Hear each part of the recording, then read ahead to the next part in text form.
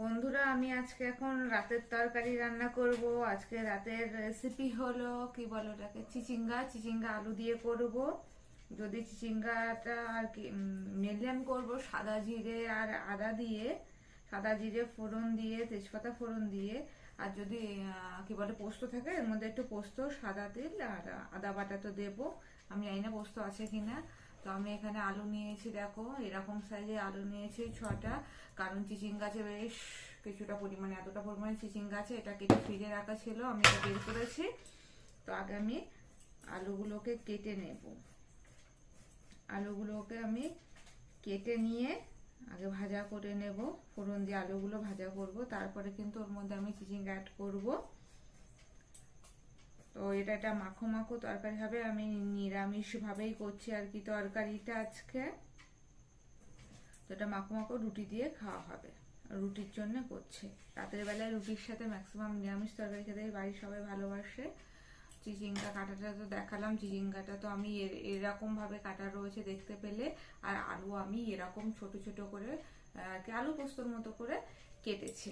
তো আমি আগে আলুগুলো ভালো করে কেটে নিই। আমি কড়াইতে তেল বসিয়ে দিয়েছি, দেখতে পাচ্ছ আমি এই পরিমাণ তেল দিয়েছি। এই পরিমাণ তেলটা আগে ভালো করে গরম হবে, তারপর আমি ফোড়ন দেবো এর মধ্যে। তেলটা দিয়ে অলরেডি ধোয়া বেরোনো শুরু হয়েছে, তেলটাতে আমি ফোড়ন দিয়ে দেবো। তেলে আমি ফোড়ন দেবো, তেজপাতা ফোড়ন দিচ্ছি, একটা তেজপাতা দিচ্ছি আমি। আর দেব গোটা জিরে। আমি গোটা জিরে এখানে এই পরিমাণ দিচ্ছি, এই পরিমাণ গোটা জিরে। আলু ফোড়নটা ভালো করে করে নিই।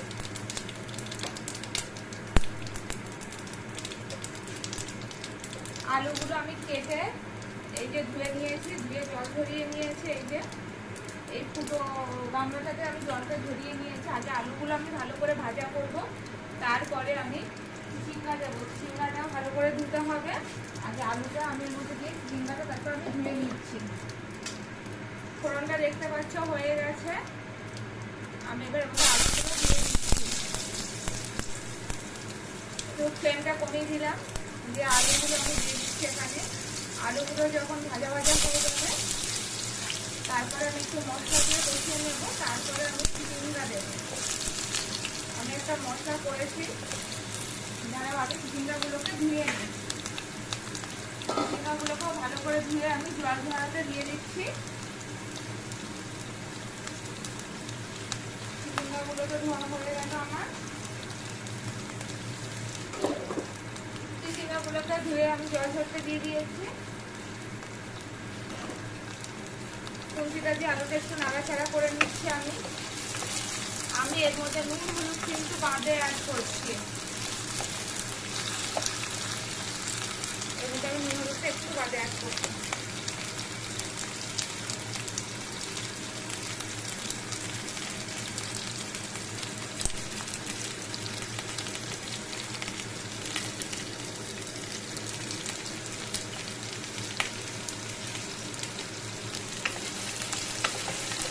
আলুগুলো দেখছো এরপরে আমি নাড়াচাড়া করে নিয়েছি। আর একটু কালার হয়ে যাক, একটু ব্রাউন ব্রাউন কালার হয়ে যাক। এখানে আমি মশলাটা করে নিয়েছি। এই যে মশলার মধ্যে কি আছে বলো তো, এর মধ্যে একটু পোস্ত, সাদা তিল, জিরে আর আদা আছে, ওগুলো আমি পেস্ট করে রেখেছি। মশলাটাও কষিয়ে নেব। নারকেল ছিল ঘরে, কিন্তু নারকেলটা ছাড়ানো নেই, যার জন্য আমি আর নারকেলটা দিতে পারলাম না।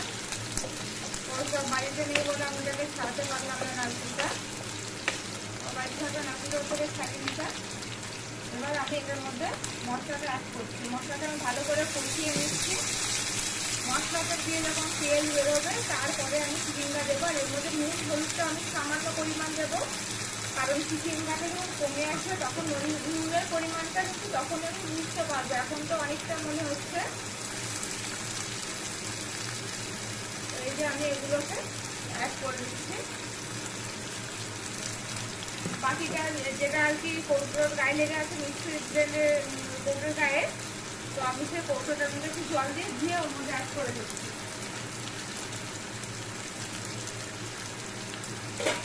এটা আমি এর মধ্যে পরিমাণ মতো জল নিয়েছি। ভালো করে এটা আমি ঝাঁকিয়ে নিয়ে এটা এর মধ্যে আমি অ্যাড করে দিচ্ছি জলটা। একটা খুব সুন্দর গন্ধ বেরিয়েছে, মশলাটা কষা হচ্ছে। আমি এর মধ্যে দিয়ে দিচ্ছি হলুদ গুঁড়ো, দিয়ে দিচ্ছি হলুদ গুঁড়ো, আমি এই পরিমাণ দিয়ে দিচ্ছি। যা খুন্তির ওপর করে গেল হলুদ গুঁড়োটা, হলুদ গুঁড়ো আমি এই পরিমাণে দিয়ে দিলাম। আর দেবো এর মধ্যে কাঁচা লঙ্কা, এটা ছোটটা কম থাকুক, আমি কাঁচা লঙ্কা দেবো এর মধ্যে।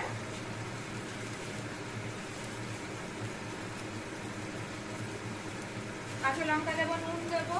কাঁচা লঙ্কাগুলো আগে ধুয়ে নিই ভালো করে, লঙ্কা ধুলেই ইউজ করা উচিত।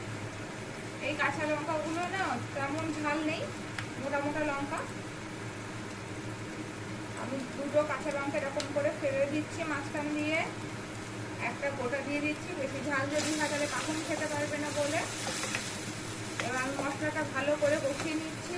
এর মধ্যে নুন দিয়ে দেবো পরিমাণ মতো। আমি নুন এখানে আন্দাজ মতো দিয়ে দিচ্ছি, কারণ বাদে টেস্ট করে নুন আর চিনি তখন অ্যাড করতে হবে।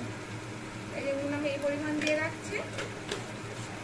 মশলাটা ভালো করে কষানো হয়ে গেলে যখন তেল ছেড়ে দেবে তখন কিন্তু আমি এর মধ্যে চিচিঙ্গাটা অ্যাড করব। তার আগে অ্যাড করবো না, তাহলে মশলার একটা কাঁচা গন্ধ থেকে যাবে। যখন মশলার কাঁচা গন্ধটা চলে যাবে পুরোপুরি তখন আমি অ্যাড করবো।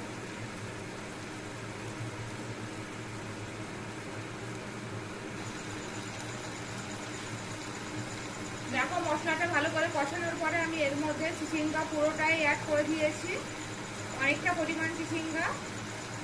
খুন্তির গায়ে যে হলুদটা লেগে আছে আমি এইভাবে আজকে গায়ে লাগিয়ে দিচ্ছি, তরকারির গায়ে। আমি এখনই এটা নাড়াচাড়া করবো না, আমি এখন এটা চাপা দিয়ে দিচ্ছি। এটা যখন কমে যাবে, জল বেরোবে, কমে যাবে, তারপর আমি নাড়াচাড়া করবো। তো আমি এটা এইভাবে চাপা দিয়ে রাখছি। 15-20 মিনিটের মধ্যে কিন্তু রান্নাটা কমপ্লিট হয়ে যাবে। তো এইভাবে থাকতে থাকো, আমি ততক্ষণে বাকি কাজ করি।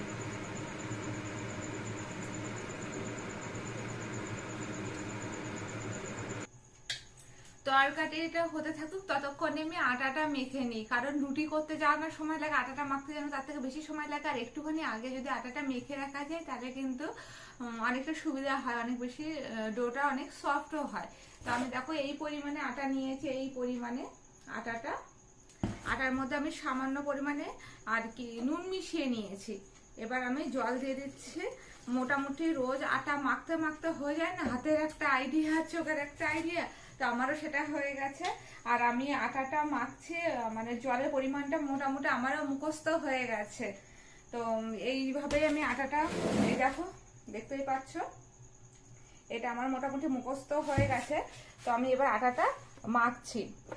দেখো আমি আটাটা যে জলটা আমি দিলাম না, এটা আমার কিন্তু রোজ আর কি অভ্যাসই হয়ে গেছে।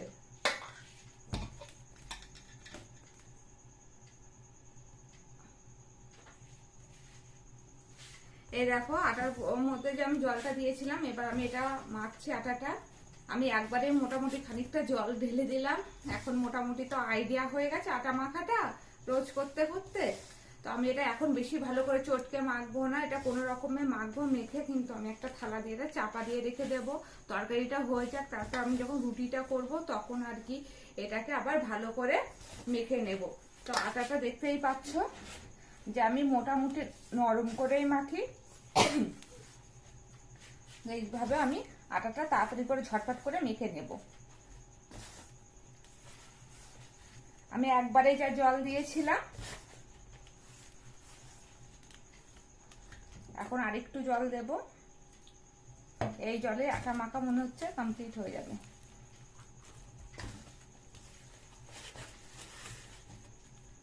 এটা বেশ একটা সফট ডো তৈরি হয়ে যাচ্ছে। আগে না বুঝতে পারতাম না আটা মাখার পরিমাণ, জল অনেক বেশি হয়ে যেত। আর সত্যি কথা বলতে অত মেপে ঝুপে করতে পারি না, যদি একটু বেশি থাকে না হয় ফ্রিজে রেখে দেবো, অত আমি মেজারমেন্ট করে করি না আর কি। তাড়াহুড়োর মধ্যে না অত মেজারমেন্ট হয়ে ওঠে না। তবে আমি আটা মাখি এক হাতেই, 2 হাতে মাখলে হয়তো সুবিধা হতো। আমার এটাই অভ্যাস, আমি 2 হাতে মাখতে পারি না, আমার এক হাতেই মাখা হয় আটাটা। আটা বলো ময়দা বলো, আমি কিন্তু এক হাতেই মাখি, আমি 2 হাতে মাখতে পারি না, আমার অসুবিধা হয় ওটাতে। ওটা হলে সুবিধা হয়, দুটো হাতে সমান প্রেশার পড়ে। তো এইটুকানি তো আটা মাখা। দেখতেই পাচ্ছ আমি আটাটা কিন্তু বেশি ভালো করে মাখছি না, এই বুঝতেই পারছো এরকম একটা ডো আমি তৈরি করে এবার আমি এটাকে চাপা দিয়ে রাখছি। এই দেখতে পাচ্ছ ডোটা কিন্তু বেশি স্মুথ হয়নি, তবে এটা নরম হয়েছে। বাদে যখন আমি এটাকে আবার একটু মেখে নেবো না, খুব সুন্দর আর কি ডোটা তৈরি হয়ে যাবে। এটা থাকুক, আমি থালা নিয়ে আসি।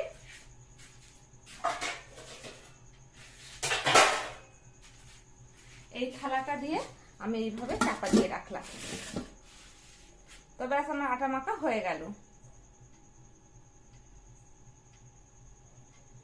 রান্নাটা দেখো কমপ্লিট হয়ে গেছে, আর দেখতে কিন্তু এরকম হয়েছে। আমি এবার গ্যাসটা বন্ধ করে দেব।